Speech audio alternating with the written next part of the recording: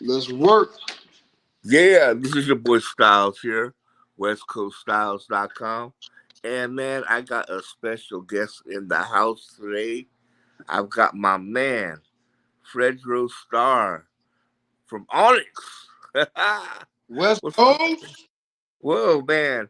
Thanks for joining us. We cover the West Coast, but we love the East Coast too, and man, bro, I'm honored to have you on this platform, man. Me too, man. It's cool to be here. Man, well, let's just chop it up about your career. We'll get into hip hop 50 in a minute and what that means to you. But I've never had a chance to interview you before, so I might ask you some questions that you've already been asked. You know what I'm saying? But the group Onyx, man, you guys really came into the scene and you guys tore it up. Um, but let me talk about your style for a minute, man. Do you ever lose your voice? Yo, you know what's crazy? We just had some shows with Cypress Hills over the weekend. Shout to Cypress Hills. And I never lose my voice. I never. Damn, I yo. lost my voice in one of them shows, man. I was like, I never lose my voice because it's like when you scream like this, because when we rhyme, we scream. Yeah. We use a lot of energy to those vocals. You know what I'm saying? You only got certain people who's in the frequency like that. The Busta Rhymes, the DMX, MOPs. We in that frequency, and I don't lose my voice, man. But after 30 damn years, I can understand when you're a young man. Nah, You know what I'm saying? But man, bro, after what, 30 plus years, bro? no, because I'm different. I'm not like these. I'm a robot. I'm a robot. I'm not human, man. For real. Well, that's what's up. I mean, that's remarkable. That's some Superman shit, to be honest with you. You know what I'm saying? Yeah, Uh, we be going hard, man. You got to take care of your body, take care of your vocals, uh-huh. get and just know, especially if you got a when you doing shows, you gotta make sure the sound man is on your, because the sound man can fuck you up. Uh-huh. Have you had that sound man fuck you up? Sound, see, listen, I learned from a long time ago, and I learned from Positive K. I seen Positive K whoop a sound man's ass early in the fucking game. This was like the first tour, and the sound man kept fucking up, and I wanted to whoop the nigga ass too. But after you whoop the sound man ass, he ain't there no more. Then he Mhm. can't fix your mic. So if I got a problem with the mic, I talk to the sound man. I make it part of the show. Like I'll be like, yo, my mic is low. Tell the sound man to turn it up. Say, turn it up. Turn it up. So now the crowd is telling the nigga to turn it up. He's you know what I'm saying? Instead of like throwing a mic at him or beating him up, I make it part of the show. The lights is too fucking bright. Yo, light man. Yo, make the lights. I want this shit to look like police is out this motherfucker. Make this shit look theatrical. Make this shit. We making a movie out here. And Wow. all right, like you gotta, it's years of just because I used to get mad at the sound man. You turn my fucking mic up. That ain't gonna work. So, you got long tours. You just gotta know how to. The sound man is on your side. Sometimes they just smoke a lot of weed. They be fucked up. For sure. But let me rewind for a second. Positive K, Mr. I Got a Man, sound man ass. That's Whooped his ass, and I that shit stayed in my memory forever. My Positive K probably don't even know, but yeah, we were on tour with Positive K, and we was on tour with I ain't gonna be able to do, I ain't gonna do it, not gonna be able to do. yeah, Fuck, yeah, yeah, Double X Posse. yeah. Yeah, we was on. That was one of our first tours, and there was a sound problem with the sound man, and I seen firsthand the nigga got his ass whooped. Hmm. So you know what? I don't want to ever have to whoop a sound man ass. So I had to learn how to make it work for me. Yeah. Now, as far as the yelling aspect of the group, who came up with that? The what aspect of the group? The what? The yelling aspect of the group. Who came up with that concept? The yelling. I would say it was it was progressive because when we first got signed, we first got signed to Profile Records before we got signed to JMJ Records, Jam Yeah, Master Records. We correct. was on Profile first. And if you listen to the first album, the first single on Profile, 1991, we got signed to Profile. If you listen to the first single, it's called and we do it like this. We don't sound nothing 4 years later, 3 years later. From 91 from 91 Profile deal to when we first came out 93, 94, totally different groups. Because we wasn't screaming on the first single. Yeah. We Onyx got the grimy style from a lot of different groups. But there was this one record called Stick Up Kids Is Out the Tags by Gangstar.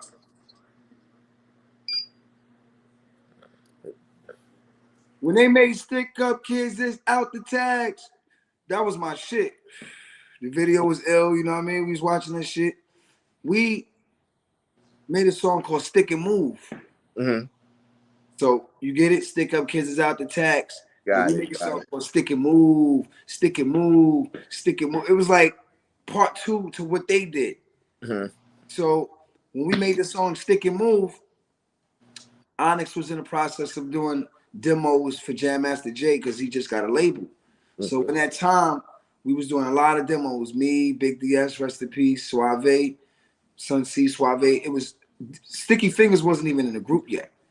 All right. Mm-hmm. So at that time, we was in the studio and creating shit. Big DS and Sun C did not come to the studio because I'm not gonna say why they didn't come to the studio, but there's a movie. You'll see why they didn't come to the studio. But okay. Sticky Fingers came to the studio. My cousin Kirk, he wasn't Sticky Fingers. His name was Kirk, and he was a rapper from Brooklyn. He was younger than me, 2 or 3 years younger than me. His name was Tropical. His name was Tropical. So I was like, yo, Trop, let's go to the studio, man. Big DS and Sun C not here. Fuck it, come to the studio with me. We're just gonna fuck around and shit. We went to the fucking studio. Went to Fat Steve studio. Fat Steve, rest in peace, Northern Boulevard. Because our first producer from Profile Records, we do it like this, he got murdered. He got murdered right when we put the record out of Profile, and DJ Red Alert was like, he ain't like the lyrics. He got murdered around that time. He got murdered right kind of like when we met Jam Master Jay, like 1991. He got murdered in 91. Mm-hmm. We met Jay in 91. We got put on in 92. We came out in 93. So in that time, 91, Sticky came to the studio with me. We made a song called Stick and Move, Stick and Move. And that's the first time he said, Sticky Fingers in his rhyme. And I was like, yeah, that's Sticky Fingers. Met him at the Ave on a half of a second. That's when Sticky Fingers, and my name was Mickey Billy. So it was Sticky Fingers and Mickey Billy, but my name was Fredro. So I kept my Fredro name because I was already rocking in Baisley Park. Niggas already that. So I didn't change my name. Sticky changed his. Tropical changed his name from Tropical to Sticky because Jam Master Jay was like, when we played the demos, the Stick and Move, we played it to Jay. We played Jay all our demos, but when we played that record, he was like, yo, what's this? Because when we made Stick and Move, we kind of like altered our voice a little, a lot. We kind of like on some Bugs Bunny cartoon character shit, like on some old like yeah. I swear to God, it was like Bugs Bunny voice. I swear, like that's what I was thinking when I was like yeah, like come here, you know how Bugs Bunny used to talk like yeah. So that's how the grimy shit started, or some shit like that. So Stick and Move was the name of the song, and Sticky Fingers was born on that record. Played it to Jay. He was like, yo, who the fuck is this Sticky Fingers nigga? And I was like, yo, his name ain't Sticky Fingers. His name is Tropical. He was like, his name is Sticky Fingers. Now, who is this nigga? So that's how he got his name, Sticky Fingers. You can hear Back the Fuck Up. That record is on there. That record Stick and Move was the beginning of us getting signed to Jay. Wow. That was the beginning of the grimy style. That was the beginning of everything. Mm. But what I like about the group is that you guys are a true group in the sense that it's not just one person laying the verse and then another person laying the verse and then another person laying the verse. You guys interact with each other. You know what I'm saying? And Yeah. that's, to me, that's what true groups do. You know, Like, Titan, we like there's a lot of groups before us who came that we uh learned from. sure. De La Soul, big part of what Onyx did. Rest in peace to True. We used to see De La Soul in Club Bentley's, and they was De La Soul. They was hot. They was hot. They was the hottest shit in New York at one Hmm. point. You know what I mean? And we used to be in the clubs with these dudes, and they would be like sitting across from us, and I would be like, okay, well, if we can breathe the same air, it's possible for me to get in this business. So they don't even know that they were inspiring us, just saying what's up. Yo, what's up? Yo, what's up? And they say what's up back. Oh shit, they lost so said what's up, guys, yo. Oh shit. Like they gave us the fucking confidence to be like, okay, we could be in this industry just like they are. They know Mm. better than us. We in the same club together. Oh shit. Like, you know what I mean? And De La Soul with the skits and just how they were original, just they was different. And we was kind of like De La Soul, but like hardcore, like weird but different. Jokey, funny, but niggas will stick you up too. Mhm. Wow. Niggas like Leaders of the New School was part of our shit. Busta Rhymes, we heard him, we was like, so a lot of his energy was, we saw Leaders of the New School at a club called the Powerhouse, in New York, and it was called the Building too. It had two names: the Building, Powerhouse, Gangstar. They always used to be in there. Cool Keith and them niggas used to always be in there. Fucking rap new generation. New.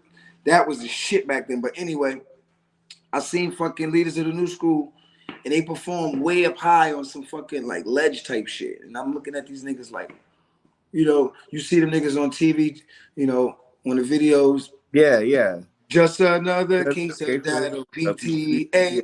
PTA. That energy, we took some of that. Mhm. Guys effects. Them niggas was coming out the sewer. We was like, oh shit. Okay. They now see Daz Effects, his squad, they made hip hop dark. The headbangers, the headbangers, the headbangers. Redman, power by some action, action, action. Like they was hardcore. Like they was, you know what I'm saying? So we looking at them niggas like Redman and Daz. They came out before us. We looking at them niggas like, oh shit, okay. These are niggas we gotta fucking, so we took some of that darkness. Daz Effects come out the sewer shit. They got dreads, we got bald heads. Mhm. You But know? but for me, it was also perfect branding because the name just stuck and fit, man. It fit everything that you guys was doing. It fit the sound. I mean, it was perfect branding. Big DS name me and Big DS named the group Onyx. It was Onyx by Onyx at first. It was Onyx by Onyx. Like the Mhm. Bionic Man. Oh, got you. But it was Onyx, BY Onyx. I, Mm. that was the name of the first group. But we said fuck all that. Then we called it Onyx. If you listen to the fucking interviews back in the days, rest in peace to Big DSU. Yeah, Onyx, the black stone. Can't be broken. Like we was on some pro-black shit. Yeah. Fist in the air, you know. Onyx, black.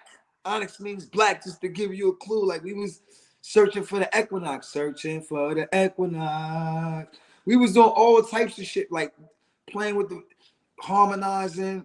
We got our hands on a fucking Cold Crush tape from Mm. from Sun C from Brooklyn. His older brothers, is listening to like the Cold Crush brothers. We done rocking the beat, don't stocking in the beat, start rocking the beat. We was nah nah nah nah nah, all that shit. Like we was listening to that shit. We had cassettes, dirty cassettes of that shit back in the Mm. days. So we was, the older dudes. We was learning from so many different places while we was creating this shit. Not just we was learning from Big Daddy Kane's, the Big Smarks, all of those niggas before us, the Rakims, EPMD, like Yeah. Rick Ricks, and all that. They all taught us. We went to hip hop school. All this fits right into the theme of Hip Hop 50. We're celebrating the 50th year of hip hop. Back, people mark it as the date when Kool Herc, begat the break beat and all that. Yeah.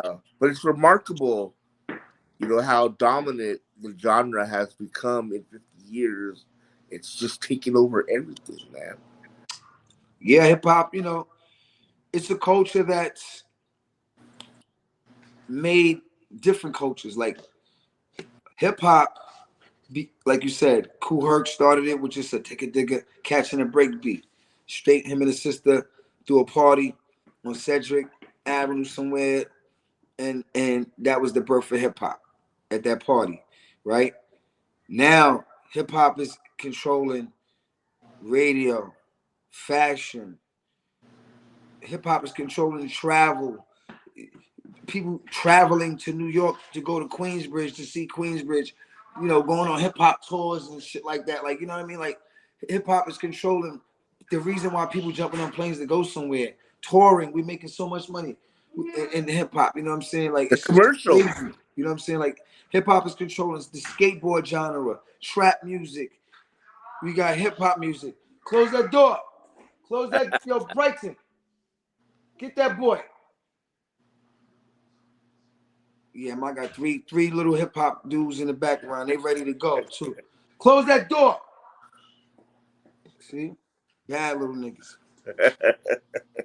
But commercials, I mean, like I was watching TV the other day and I hear The Choice Is Yours as an Angie commercial, and I've heard your song in some commercials, Slam, I heard California Love as a Jeep commercial, crazy, man, crazy.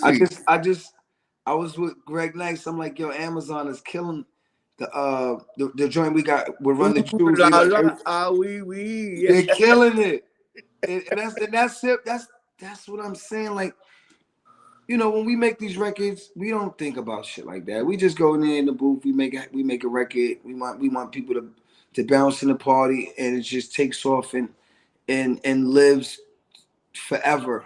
You know what I'm saying? Like, Greg Nice just came on with one little chorus on the record with them dudes, and now they got a hit that's on Amazon, playing every fucking minute.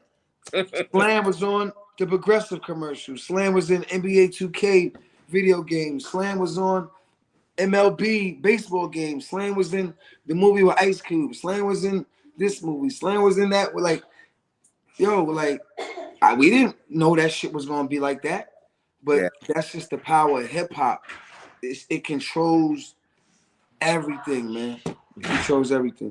I love that song. I'd be like, I'm a B-boy standing in my B-boy stance. Hurry up and give me the microphone before I bust in my pants. That's it. Sticky Fingers got that verse is that's so simple and it's hardcore. It's just perfect for hip hop. It is perfect for hip hop. To me, that's a lot of people talk about the MOP song, the Annie Up as an energy song, but to me, you guys were years before that. You know what I'm saying? As far as pumping people up and getting you excited and getting you ready to go to work in the morning, or just whatever, just getting that energy up,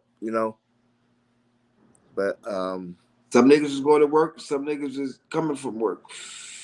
Yeah. But but what's also dope about you is that you also transitioned into acting. You had some you had some good acting gigs, and some good spots, man. Do you really enjoy it, or do you just enjoy being an artist more? I mean, it's you take life as it comes. When the good comes, you take it. When the bad comes, you take it, right? Mm-hmm. So when the acting thing was presented to myself, I just kind of like ran with it. You know what I'm saying? And still running with it, still writing movies, still producing. It's Yeah, just another part of hip hop, another part of the genre. Now you got movies, now you got podcasts, you got all these other things that come with just being a rapper. You know what I'm saying? yeah, Like Save the Last Dance was over 200 million in the box office to date. Like a real big movie. You know what I mean? Like you don't think about being in movies like that when you just a kid from Southside Jamaica, Queens. Like when my first movie Strapped, I didn't know what I was doing. I swear to God, it was my first movie. I've never been to acting class. It wasn't on my radar. It wasn't a goal of mine. You know what I'm saying? It wasn't like, yo, I'm gonna be an actor. I'm gonna go to Juilliard. I'm gonna go to this acting school and get an acting coach. I didn't even think about it. I'm thinking about just rapping, having fun, going to the clubs, just chilling. You know what I mean? I wasn't yeah. thinking about that. So, but I like acting. I like that challenge Uh, because I got to bring hip hop to the screen because yeah. I represented hip hop. So it was like, okay, this is my chance to give the world hip hop in this film, and it's gonna be official, Mm-hmm. not some acting kid trying to act like a nigga from the street. They really got a nigga from the street who didn't know how to act but knew how to make a movie. Yeah, You see what I'm saying? yeah. That's the difference between me and another nigga that's educated in acting. My education was the street. I was just able to bring it across on the screen, be professional. Because being an actor and making a movie is just coming to work, like you said, coming to work on time, being professional. It's a job, Mm-hmm. and if you can do the job, if you can start the job and finish the job, they might hire you for the next job. Okay. You know what I'm That's what's saying? up, man. That's what's up. Um, what's next for you, man? What you got cooking? Shit, I cooking beats. Okay. I'm cooking beats all day. Um, We just dropped the Onyx album, another Onyx album. We've been dropping Onyx albums because we like to stay working. Called World Takeover. We collaborated with like 15 different albums on 15 different countries on one album. Excuse me. It's called World Takeover. Excuse me. Make sure you check that shit out. The shit is crazy, man. It's nothing like you ever heard because like you might have a dude from Russia on one song, Wow. a dude from Venezuela on one song because we travel around the world. Yeah. And we thinking about doing a YouTube show called World Takeover, but the same shit where we go all over the world and we find rappers that's dope from all over the world. Like you know what I'm saying, going to their hoods, going to where they be at and really finding the diamonds in the rough, you know what I'm saying? Because Mm-hmm. they hip hop was worldwide. So since we always overseas and people are not overseas, some people never even left the country. We feel we want to show you that what's hip hop like in Bulgaria, what's hip hop like in Budapest, what's hip hop like in Croatia, what's hip hop like in France. We're gonna dig deep and show you. You know what I'm saying? So yeah. Wow, that's an original concept, man. That's And we're gonna be giving away a lot of money too oh, to the rappers, not like just so we gonna have a money man with us giving away money too. So it's not just about the rap. You gotta bring the money. They want the money, right? yeah. You gotta come with the suitcase. That's what's up, man. How can people get at y'all? Like what's your social medias?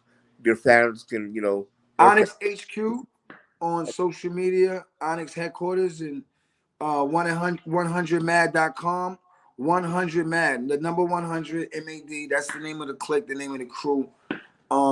We got we like to curate and not even curate. We like to just be. We like to be a part of real hip hop. We like to surround ourselves with people that we consider dope artists. And not everybody sounds the same. Everybody's original, got their own style, and that's called 100 Mad. You know what I'm saying? 100 Mad is the clique. That's the crew. We've been branding it for about 10 years, and it's taking off. We dropping a lot of albums this year, 2024. We're probably gonna drop about 30 albums. Okay, So 100 Mad is the new Def. We the new Def Jam. that's You know what's what I'm up. saying?